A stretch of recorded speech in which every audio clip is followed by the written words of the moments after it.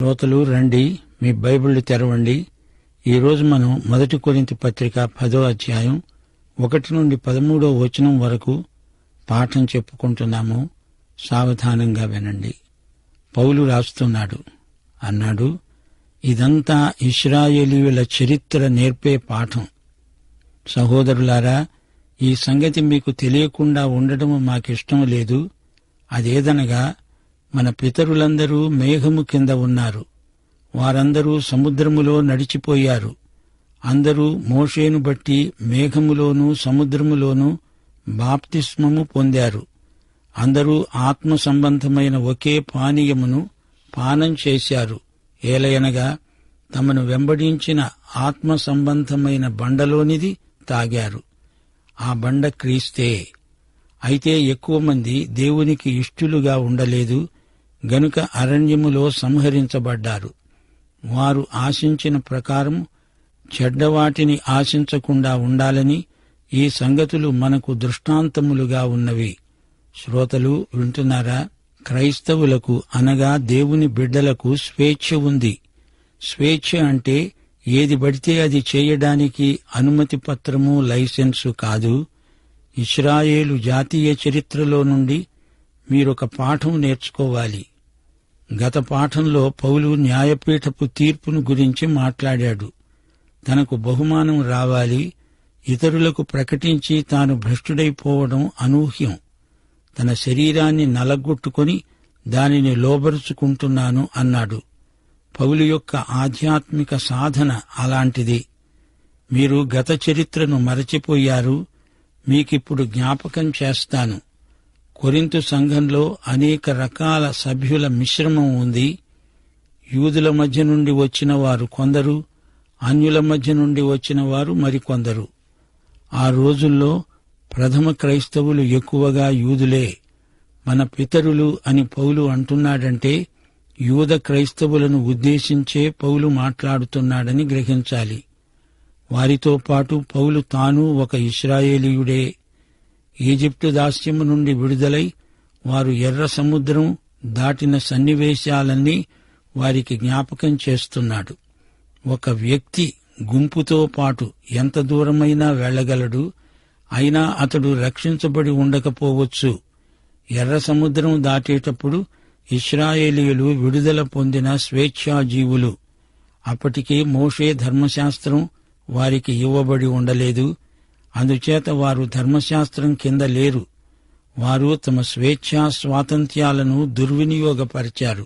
అవకాశాలెన్ని ఉన్నా వాటిని వాడుకోకపోతే అపజయం కలగదని హామీ ఏమున్నది? అవకాశమనేది తలాంతులాంటిదే. వాటిని సరిగ్గా వాడితే ఇంకా ఎక్కువ అవకాశాలు వస్తాయి, లేకపోతే ఉన్నది కూడా పోతుంది. రాజకీయాలలో కాని, వ్యాపారంలో, వర్తకంలో కాని, సామాజిక జీవితంలో కాని ఈ సత్యం ప్రతి ఒక్కరికీ తెలిసిందే. వారందరూ మేఘం క్రింద ఉన్నారు. అందరినీ మేఘం నడిపించింది. ఎట్టి అపాయము కలగకుండా వారు సముద్రం సునాయాసంగా దాటారు. అందరూ మోషేను బట్టి బాప్తిస్మం పొందారు అంటే ఏమిటి? బాప్తిస్మము అనే మాటకు గ్రీకు భాషలో ఎన్నో అర్థాలొస్తాయి. ఈ మాటను అందుకే అనువదించకుండా అలాగే ఉంచారు. గ్రీకు భాషలో బ్యాప్టిజో అంటే సంయుక్తమవ్వటం అని మౌలిక అర్థం. నీటి బాప్తిస్మం అంటే యేసుతో సంయుక్తీకరణ. పరిశుద్ధాత్మ ఈ సంయుక్తీకరణను ఆధ్యాత్మీకరిస్తాడు. క్రీస్తు శరీరంతో సంయుక్తపరచబడటమంటే ఆయనతో పాతిపెట్టబడ్డావని భావం. యేసు శరీరంలోకి మనల్ని తెచ్చి నిన్ను నన్ను ఆయన అవయవములుగా చేసేవాడు ప్రియమైన పరిశుద్ధాత్మ. 1 కొరింథీ 12వ అధ్యాయం 13వ వచనం ఇదే మాట అంటోంది. మనమందరము ఒక్క శరీరములోనికి ఒక్క ఆత్మయందే బాప్తిస్మము పొందాము. ఇక్కడ మన పాఠంలో మోషేను బట్టి అనగా మోషే వారికి బాప్తిస్మమిచ్చాడనే? అలా కానే కాదు. అసలు వారు తడవనే లేదే. వారు ఆరిన నేలపై నడిచారు. సముద్రంలో వారికెవరికీ ఏమాత్రమూ తడి అంటలేదు. దేవుడు సముద్రము గుండా వారికి దారిని ఏర్పరిచాడు. నిజంగా సముద్ర జలంలో మునిగి చచ్చింది ఈజిప్టు వారే. మోషేను బట్టి బాప్తిస్మము పొందారు అంటే ఇది నీటిని గురించింది కాదు, పరిశుద్ధాత్మను బట్టి జరిగింది కాదిది. మోషేను బట్టి బాప్తిస్మము పొందారు. వారు మోషేతో సంయుక్తపరచబడ్డారు. హెబ్రీ పత్రిక 11వ అధ్యాయం 29వ వచనం అంటోంది, విశ్వాసమును బట్టి వారు పొడి నేల మీద నడిచినట్లు ఎర్ర సముద్రములో బడి నడిచిపోయారు. ఈజిప్టు వారు అలాగు చెయ్యజూచి మునిగిపోయారు. ఇశ్రాయేలీయులు అనగా వారి పిల్లలు మోషేతో సంయుక్తమయ్యారు. విశ్వాసమును బట్టి వారు ఎర్ర సముద్రము గుండా నడిచి వెళ్లగలిగారు. మరి అది ఎవరి విశ్వాసం? అది వారి విశ్వాసం కాదు. వారికి అసలు విశ్వాసమే లేదు. నిర్గమకాండం 15వ అధ్యాయంలో వివరాలున్నాయి. అది మోషే విశ్వాసం. ఇశ్రాయేలు వారు సణిగారు. మళ్లీ ఈజిప్టుకు వెళ్లిపోదాము అన్నారు. మమ్మల్ని ఈ అరణ్యంలోకి ఎందుకు తెచ్చిపడేశావు అని మోషే మీద నిష్ఠురాలు పలికారు. మోషే దేవుడు చెప్పినట్లు సముద్ర జలాన్ని కొట్టాడు. సముద్రము దారి ఇచ్చింది. ఆరిన నేలపై వారిని నడిపించిందెవరు? మోషే. అదంతా మోషే విశ్వాసమే. సముద్రాన్ని దాటి వారందరూ పాట పాడారు. అది మోషే విజయగీతిక. ఈ విధంగా ఇశ్రాయేలీయులు మోషేతో తమను తాము సంయుక్తపరుచుకున్నారు. ఈ చరిత్రాత్మకమైన సంఘటన మన రక్షణకు సాదృశ్యం. యేసుక్రీస్తు మరణజలము గుండా నడిచాడు. ఆయన మరణము ద్వారా మనము రాగలిగాము. మనము క్రీస్తుతో సంయుక్తపరచబడ్డాము. ఇప్పుడు మనం సజీవుడైన క్రీస్తుతో సంయుక్తమై ఉన్నాము. మనము క్రీస్తులోనికి బాప్తిస్మము పొంది ఉన్నాము. ఇది క్రీస్తుతో మన సంయుక్తతా స్థితి. ఇదే రక్షణ అంటే. క్రీస్తునందు విశ్వసించినప్పుడు నిన్ను నన్ను పరిశుద్ధాత్మ క్రీస్తు శరీరంలోకి ప్రవేశపెట్టాడు. నీటి బాప్తిస్మము ఈ ఆధ్యాత్మిక స్థితికి సూచన. నీటి బాప్తిస్మము ఒక సంస్కారం. అయితే ఆత్మయందలి అసలు బాప్తిస్మం పరిశుద్ధాత్మ కార్యమే. ఇశ్రాయేలు ప్రజలు మోషేను బట్టి అనగా మోషేలోకి బాప్తిస్మము పొందారంటే అర్థమిదే. వారు ఆ విధంగా ఎర్ర సముద్రం దాటగలిగారు. అందరూ ఆత్మ సంబంధమైన ఒకే ఆహారం భుజించారు. అందరూ ఒకే ఆధ్యాత్మిక పానీయాన్ని సేవించారు, త్రాగారు. తమను వెంబడించిన ఆధ్యాత్మికమైన బండలోనిది త్రాగారు. ఆ బండ క్రీస్తే. వారందరూ మన్నాను తిన్నారు. క్రీస్తు అనే బండ నుండి జలం తాగారు. ఈ సంఘటన అంతా యేసుక్రీస్తుకే ముందు గుర్తు. అయితే వారిలో ఎక్కువ మంది దేవుణ్ణి సంతోషపెట్టలేదు. అందుకే వారు అరణ్యంలో నశించారు. ఈ 5 వచనాలు మనకు బోధించే సత్యమిదే. వారు చేసిన తప్పుల నుండి మనము గుణపాఠం నేర్చుకోవాలి. ఈ సంగతులు మనకు దృష్టాంతాలుగా ఉన్నాయి. ఒక జాతిగా వారికి విడుదల కలిగింది. స్వాతంత్ర్యము, స్వేచ్ఛ లభించాయి. అయితే వీరు తమ స్వేచ్ఛను సద్వినియోగం చెయ్యలేదు. వీరి గత చరిత్ర ఈ రోజున నీకు నాకు గొప్ప పాఠం. వారేం చేశారు? చెడ్డవాటిని ఆశించారు. వారాశించిన చెడ్డవి ఏవి? సంఖ్యాకాండం 11వ అధ్యాయం 4 నుండి 6వ వచనం వరకు వారి మధ్యనున్న మిశ్రిత జనం మాంసాపేక్ష అధికముగా కనపరచగా ఇశ్రాయేలీయులు మరల ఏడ్చి, మాకెవరు మాంసం పెడతారు? ఈజిప్టులో మేము ఉచితంగా తిన్న చేపలు, కీరకాయలు, దోసకాయలు, కూరాకులు, ఉల్లిపాయలు, తెల్లగడ్డలు జ్ఞాపకమొస్తున్నాయి. ఇప్పుడు మా ప్రాణము సొమ్మసిల్లింది. ఈ మన్నా కాక మా కన్నుల ఎదుట మరేమీ లేదు అని చెప్పుకున్నారు. దేవుని కార్యక్రమానికి భిన్నంగా ఆయన ఇచ్చింది కాదని సనగడం అది చెడ్డ వైఖరి. దేవునితో ఏకీభవించకుండా నీవేది చేసినా అది చెడుగే. వీరు కోరిన ఈ కూరగాయల్లో పాపమేమీ లేదుగాని దేవుని ప్రణాళికకు ఎదురు తిరిగి వీరు ఏది కోరినా అది పాపమవుతుంది. మన కోరికలు, ఆలోచనలు దేవునికి వ్యతిరేకమైతే అవి పాపానికి నడిపిస్తాయి అని ఇక్కడ పాఠం నేర్చుకుంటున్నాము. ఏదెను తోటకు వచ్చి చూడండి, అక్కడ ఏం జరిగింది? ఆదాము హవ్వలు ఏం చేశారు? ఆదికాండం 3:6 ఆ వృక్షము ఆహారానికి మంచిది, కంటికి అందమైనది, వివేకమిచ్చే రమ్యమైనది అయి ఉండడము చూచినప్పుడు ఆమె దాని ఫలములలో కొన్ని తీసుకొని తిని తనతో పాటు తన భర్తకు పెట్టింది. అతడు కూడా తిన్నాడు. దేవుని సంకల్ప పరిధికి బయట దేనిని కోరినా ఆ కోరికే పాపమవుతుంది. కోరిక అంటే ఏమిటి? దేవుడు నిషేధించిన వాటిని, ఆయన ఆమోదం లేని వాటిని కోరితే అది చెడు కోరిక. ఇశ్రాయేలీయులు అదే చేశారు. చెడ్డవాటిని కోరారు. ఈ తీర్పు వారి మీదికి రానే వచ్చింది. ఆ సమయంలో ప్రత్యేకించి దేవుడు వద్దు అన్న వాటిని కోరడం ఆజ్ఞాతిక్రమమవుతుంది. జనులు తినడానికి తాగడానికి కూర్చుండి ఆడటానికి లేచారు అని రాయబడినట్లు వారిలో కొందరి వలె మీరు విగ్రహారాధికులై ఉండకండి. వారి వలె మనము వ్యభిచరించకుండా ఉందాము. వారిలో కొందరు వ్యభిచరించినందున ఒక్క దినమందే 23,000 మంది కూలారు. మనము ప్రభువును శోధించకుండా ఉందాము. వారిలో కొందరు శోధించి సర్పముల వలన నశించారు. మీరు సణగకండి. వారిలో కొందరు సణిగి సంహారకుని చేత నశించారు. ఈ సంగతులు దృష్టాంతములుగా వారికి సంభవించి యుగాంతమందున్న మనకు బుద్ధి కలగడానికే రాయబడ్డాయి. తాను నిలుస్తున్నాను అని తలంచుకునేవాడు పడకుండా ఉండేటట్లు జాగ్రత్తగా చూచుకోవాలి. సాధారణముగా మనుష్యులకు కలిగే శోధన తప్ప మరేదీ మీకు సంభవించలేదు. దేవుడు నమ్మదగినవాడు. మీరు సహించగలిగినంతకంటే ఎక్కువగా ఆయన మిమ్మును శోధించబడనీయడు. అంతేకాదు, సహించగలగటానికి ఆయన శోధనతో కూడా తప్పించుకునే మార్గము కలుగచేస్తాడు. ప్రియ శ్రోతలు, వింటున్నారా? జీవితంలో దేవుడి స్థానాన్ని ఏది ఆక్రమించినా అది నీ పాలిట విగ్రహమవుతుంది. నా జీవితంలో ప్రథమ స్థానం దేవునిదే, ప్రభువుదే.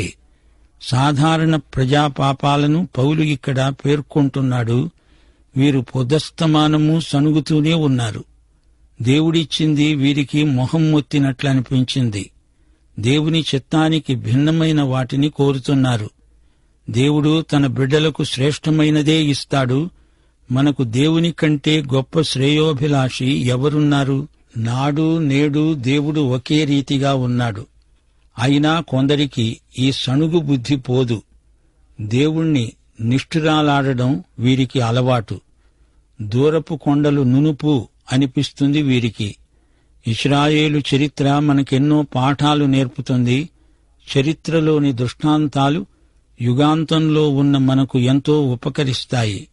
క్రైస్తవ స్వేచ్ఛ మనకెంతైనా ఉంది, నిజమే. గాని మన కోరికలు దేవుని చిత్తానికి అనుకూలంగా ఉండాలి. ఆయన చిత్తాన్ని అనుసరించే ఉండాలి. ఆయన సంకల్పానికి అనుగుణంగానే ఉండాలి. శ్రోత, నీవు విశ్వాసివా? అయితే బహుజాగ్రత్తగా ఉండాలి. ఎవరైనా అధాటున పడిపోయే పరిస్థితి రావచ్చు. నీవెంత అనుభవము గల విశ్వాసివైనా ఎప్పుడో హఠాత్తుగా పడిపోవచ్చు. అందుచేత దేవుని చిత్తముని అంటిపెట్టుకుని ఉండడం మనకెంతైనా శ్రేయస్కరం.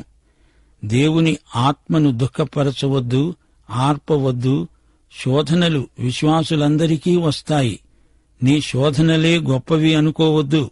నీకంటే ఎక్కువ శోధించబడిన వారు ఎందరో ఉన్నారు. అయితే శోధన ఎంత గొప్పదైనా మన ప్రభువు అంతకంటే గొప్పవాడు. శోధనను తప్పించుకోవడానికి, శోధనను జయించడానికి మార్గం ఆయన ఏర్పరిచి ఉంచుతాడు. మన దేవుడు ఈ విషయంలో ఎంతైనా నమ్మదగినవాడు. మనం సహించగలిగినంత మట్టుకే ఆయన శోధన రానిస్తాడు.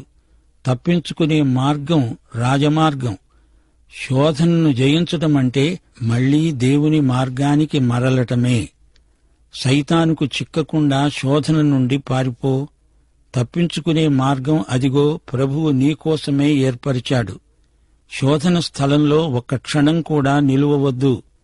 పారిపో. యోసేపు పోతిఫరో భార్య నుంచి పారిపోయినట్లు పరిగెత్తిపో. శోధన పాపం కాదు, దానికి లోబడడం పాపం. శ్రోతలు, అసలు కొరింథీ సమస్య ఏదో విశ్లేషించి చూడండి. మేము క్రీస్తునందున్నాము, క్రీస్తు మాలో ఉన్నాడు. మేము ఏమి తిన్నా, మేము ఏమి చేసినా మాకేమీ కాదు అనే ధీమాతో వారున్నారు. అందుకే పౌలు వారికి ఇశ్రాయేలు గత చరిత్రను జ్ఞాపకం చేస్తున్నాడు. ఇశ్రాయేలీయులు చేసిన అరణ్య ప్రయాణం, మేఘం వారిని నడిపించింది. వారు ఎర్ర సముద్రం దాటారు. ఈ అనుభవాలలో వారు మోషేతో సమైక్యమై సంయుక్తమై ఉన్నారు. క్రైస్తవులు క్రీస్తులోకి బాప్తిస్మం పొందినట్లే అలనాటి ఇశ్రాయేలీయులు మోషేలోకి బాప్తిస్మం పొందారు. వారు అరణ్యంలో మన్నాను తిన్నారు. బండ నుండి మధుర జలములు త్రాగారు. ఆ బండ వారిని వెంబడించింది. ఆ బండ క్రీస్తే. ఇన్ని ఆధిక్యతలు, ఇంత స్వేచ్ఛ కలిగి ఉండి కూడా ఇశ్రాయేలీయులు ఘోరంగా పడిపోయారు. ఆ తరమంతా అరణ్యంలో నశించింది. సీనాయి కొండమీద మోషే దేవుని నుండి ధర్మశాస్త్రం స్వీకరిస్తూ ఉండగా కింద ఇశ్రాయేలీయులు విగ్రహాన్ని తయారు చేసి దాన్ని పూజించి జారత్వానికి దిగజారారు. ఫలితంగా నశించారు. మిద్యానీయులతో, మోయాబీయులతో వ్యభిచరించారు. ఇంచుమించు 23,000 మందికి పైగా నశించారు. సణిగినందున తాపకరమైన సర్పముల వల్ల అనేకులు నశించారు. కోరహు, దాతాను, అబీరాములే ఈ ఘోరానికి ప్రతీకలుగా చరిత్రలో నిలిచిపోయారు. ఇన్ని ఆధిక్యతలున్నా వారు తమ స్వేచ్ఛను దుర్వినియోగపరుచుకుని ఎంతో నష్టపోయారు.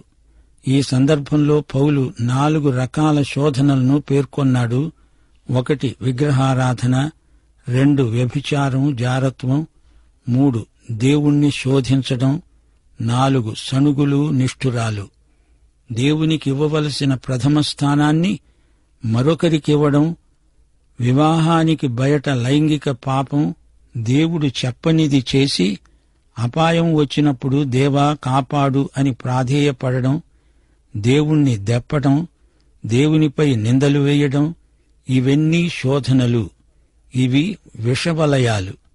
ప్రకటన గ్రంథం 3వ అధ్యాయం 3వ వచనంలో పునరుత్థానుడైన యేసు సార్దిస్ సంఘంతో అన్నమాట, నీవు జాగరూకుడవై ఉండని ఎడల నేను దొంగలాగా వస్తాను. ఏ ఘడియలో నీ మీదికి వస్తానో నీకు తెలియనే తెలియదు. శ్రోతలు, ఈ సందర్భంలో శోధన అనే మాటకు ప్రత్యేక అర్థమున్నదని గ్రహించండి. నిన్ను బలపరచడానికి దేవుడు పెట్టిన, అనుమతించిన, ఆమోదించిన పరీక్ష. అది మనం గెలవడం కోసం ఉద్దేశించబడింది, కాని ఓడిపోవటానికి కాదు. శోధనలకు భయపడకూడదు. అనేకులు ఇంతకంటే కఠినమైన శోధనలను ఎదుర్కొని గెలిచారు. వారందరూ సాక్షి సమూహమై మనల్ని ఎంతో ప్రోత్సహిస్తున్నారు. ప్రతి శోధనకు తప్పించుకునే మార్గం ప్రభువు మన కోసం ఉంచాడు. తప్పించుకునే మార్గం అంటే రాజీ పడడం కాదు, తొలగిపోవడము కాదు, పరాజయము కాదు, దేవుని కృపాశక్తితో జయించడం. ప్రియ శ్రోతలు, జ్ఞాపకముంచుకోండి, ఈ రోజున మనకెన్నో ఆశీర్వాదాలున్నాయి. దేవుడు మనల్ని ఎంతగానో దీవించాడు. లోకము నుండి రక్షించబడ్డాము. యేసుక్రీస్తుతో సంయుక్తపరచబడ్డాము. జీవాహారము, జీవజలము అనుభవిస్తున్నాము. ఈ ఆశీర్వాదాలు ఉన్నవి నిజమే, కాని నీవు నేను పడిపోము అనడానికి ఇది జీవిత బీమా పట్టా కాదు. దేవుని తీర్పు ఉన్నది, జాగ్రత్త. ఇశ్రాయేలు పాపం చేసినప్పుడు దేవుడు వారిపై కఠినంగా క్రమశిక్షణ చర్య తీసుకున్నాడు. ఈ రోజున కూడా దేవుని బిడ్డలు పాపం చేస్తుంటే దేవుడు చూస్తూ ఊరుకోడు, వారిని కఠినంగా శిక్షిస్తాడు. ప్రియ శ్రోత, నీవు దేవుని బిడ్డవా? అయితే ఈ పాఠం నీకోసమే. ఈ పాఠంలో పేర్కొనబడిన పాపాలలో ఏదైనా నీలో ఉంటే, నీవు ఏదైనా శోధనను ఎదుర్కోవలసి వస్తే, ప్రభువును వేడుకో. శోధనను తప్పించుకొని గెలువు. దేవుని బిడ్డవైన నీకు దేవుడు పూర్తి స్వేచ్ఛ స్వాతంత్ర్యము ఇచ్చాడు. అయితే పాపం చెయ్యడానికి నీకు ఏమాత్రమూ స్వేచ్ఛ లేదు. ప్రియశ్రోత, నీవు రక్షించబడి క్రీస్తునందు స్వాతంత్ర్యం పొందావా? పాఠం ఇంతటితో సమాప్తం. యేసుక్రీస్తు వారి కృప, యెహోవా ప్రేమ, పరిశుద్ధాత్మ సహవాసము మనకందరికీ సదాకాలము తోడై ఉండునుగాక. ఆమేన్.